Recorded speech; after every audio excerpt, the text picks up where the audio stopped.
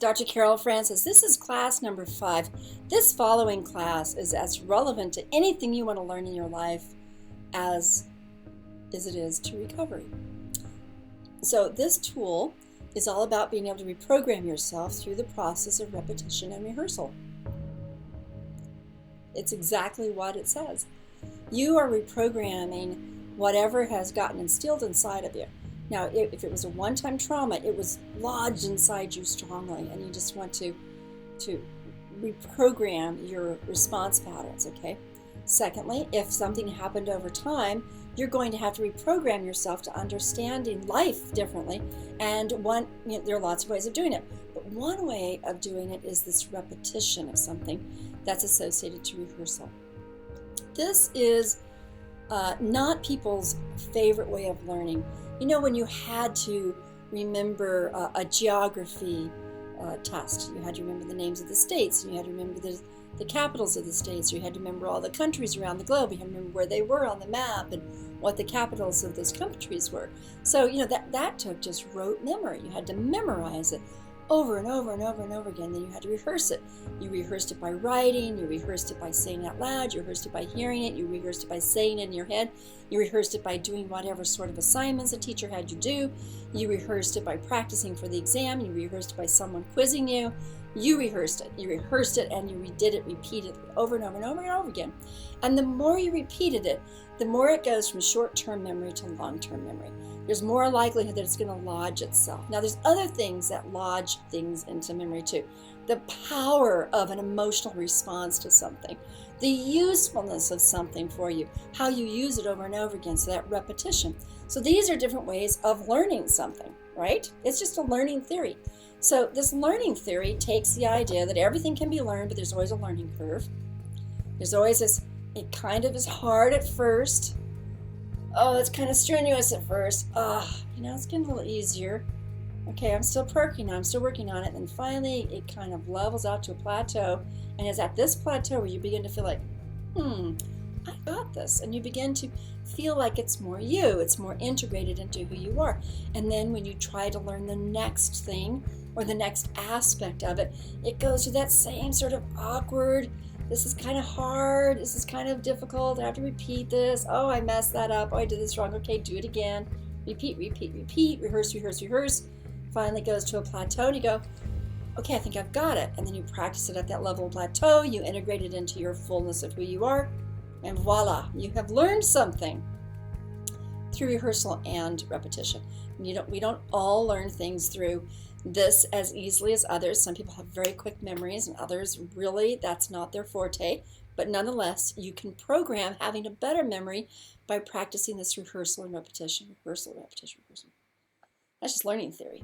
But what we find out way beyond this is that when it comes to recovery, there are certain things that you already are in the process of rehearsing and repeating to yourself. And those things are not necessarily helpful. So what we need to do is to rewrite what's going to be helpful for you, and then have you practice it over and over and over again. And initially, when you practice it, after you've rewritten it, so to speak, as you've decided the better thing to substitute for what's going on, we'll talk about that in the next R, which is reject and replace. When you found the better thing to replace in there, then you go, okay, I'm going to practice that over and over and over and over and over again. Now, the reason this art is given before the next one is because you need to know the art of practicing it. So in the meditations, I give you different things to practice so that you have this opportunity to experience it over and over and over again. And the thing is that you do it on your own as well. Okay, let me give you an example. An individual, again, not a client, for many years during childhood experience was told how stupid she was. Oh, so stupid. Another individual during their childhood was always just pushed to the side. Oh, you're just a waste of space and air. So these were messages that in various and sundry ways were taught to this girl and to this guy. At childhood, these sorts of messages are just imprinted so deeply. because you don't have any other point of reference of knowing that you are valuable and that you do matter and you are worth the space and the air that you consume. You don't know this other stuff. So you kind of believe that whatever you're told is fact. You don't have a point of reference that's alternate to that necessarily. Now, if you do, that's another thing, but just take this for a moment. What is? So you have this girl and this boy, and they are told some awful things about themselves. Now, they're told it so many times that the person actually totally grooves it into their neuroanatomy. They totally take it and they believe it in their heart. Their emotions are organized around it. Their self-esteem is organized around it, and their brain is wired into it. So part of the process of therapy, part of the process of a therapeutic response to this is to recognize, one, the horrible lies and messages that you were told. So notice that recognize is related to remembering. What was I told? Remember what you were told. Recognize what you were told. Recognize those monstrous statements that you were given. Now, in the very process of recognizing something, you're distancing yourself from it enough to say, look what I was told. Look what I was brainwashed. Look how I was gaslighted into that. Look how I was completely twisted. Look how I bought into it.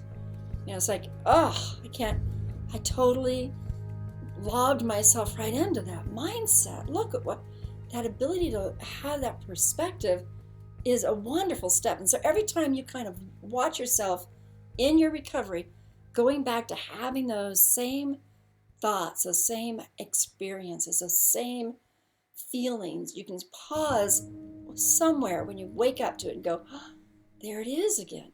And the very ability to wake up is like there it is again. And that starts the process of you being able to get enough distance from it to then begin to insert the opposite.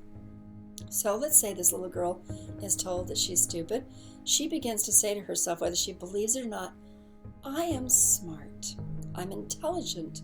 Now she begins to really look at this circumstance. She goes, remember when I was able to get straight A's in biology? That was because I was smart.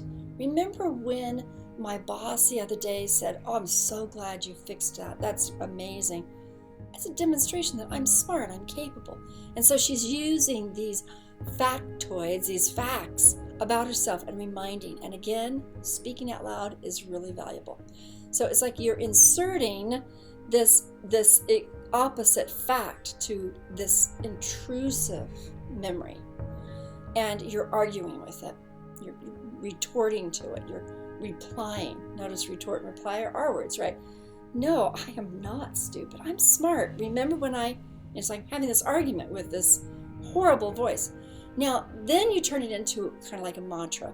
And on a regular basis, the self-affirmation or this mantra, this repetitious statement, on a regular basis throughout the day, you have prompts on your phone, on your mirror, on the visor of your car, at a certain time of day. If you see 1200 noon, or you see a 2, every time you see a 2, you say to yourself, I am smart, I am smart, I am smart, I'm capable and I'm smart. And then you remember an event that proves that you are smart and capable. And that begins to build the rewiring in your brain. The message begins to change. You begin to feel it. But remember that learning curve I told you about? At first, it doesn't feel like it's going to change a thing. It feels like, this is so stupid. This is never going to work. Notice, it's so stupid. It's never going to work. I'm never going to get it. Because those very words are you repeating what you were taught, right? But nonetheless, you stick with it. And you begin to feel a little different. And then at a given moment, you begin to feel something. And you notice, I feel smart in this moment. Wow, it's beginning to take hold. I'm beginning to not only remember that I'm smart, not only to consider the argument with this other side that I'm smart and believe it, but it's beginning to be kind of spontaneous. It's beginning to take hold until you keep doing it, keep doing it, keep doing it, until finally you kind of say, you know what? I think I got that level. Integrate it in, settle with it, enjoy, and then go to the next level. Here's an example. Not only am I smart, but I'm really a good analytic thinker. So now you're breaking down what smart means, and you're moving to being more refined in your understanding. Maybe you keep going, analytic, I'm analytic in this way, analytic in that way. Then now you're programming yourself that. But I want you to remember, it's not that you're just saying nice and positive things to yourself. You're actually saying something real that you can, somewhere in your experience, prove to yourself because you remember something. And there's that R word, remember. You remember something that proves that you were quite capable. So over here, the little boy would say to themselves now as a grown man, my father told me that I was a worthless piece of, and I shouldn't even exist.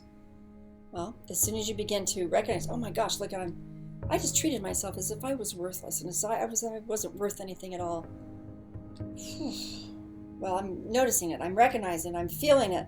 Now I'm going to intervene. And I'm going to say, you know what? I'm going to create a statement for myself to rehearse and to repeat that's opposite. So first you create the argument. I am not a worthless piece of. I am a valuable individual. Here comes the proof. I help my neighbors with the weeds in their yard.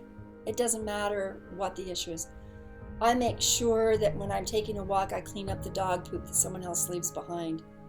I'm really just reaching for very simple things here, right? Or I am loving and good and kind to my siblings and to my children. And I know, and this way proves that I am. So whatever it is that is an argument against those feelings, you insert them in the moment when you're feeling attacked by those old messages. Then you create an actual mantra, a self-affirmation, where every time throughout the day, you just repeat it at certain times. And every time you feel that insertion of that cruelty, you respond to that cruelty like that. You just respond right back. You insert inside your wiring something that is an answer to it. And that's the process of it. So now you've got this practice and you're doing it like 8 times a day where you're saying it to yourself, you're reminding yourself, repeating it. Maybe you even add information to it, but you do that exercise until finally it begins to feel like I can actually feel it, internalize it, and believe it. And then after you reach that kind of plateau, you add to it. And it'll be a little hard at first until you reach the next one. And this is the way you rewire and reweave, 2 R words again, right? Rewire and reweave yourself as a part of recovery. So again, this is reprogramming your brain, your emotions, your attitudes, even your physical body will be responding to this. And you are doing it by way of using the tools of rehearsal and repetition, by way of mantras or by way of self-affirmations that are planned throughout the day, and also responses that you insert every single time you are attacked by whatever negative comes your way. And I could give you a lot more examples, and there are more examples in Paths to Recovery After Abuse and Trauma, but the point is that you're now going to have to create your own examples. Okay, I'll talk to you later. Bye.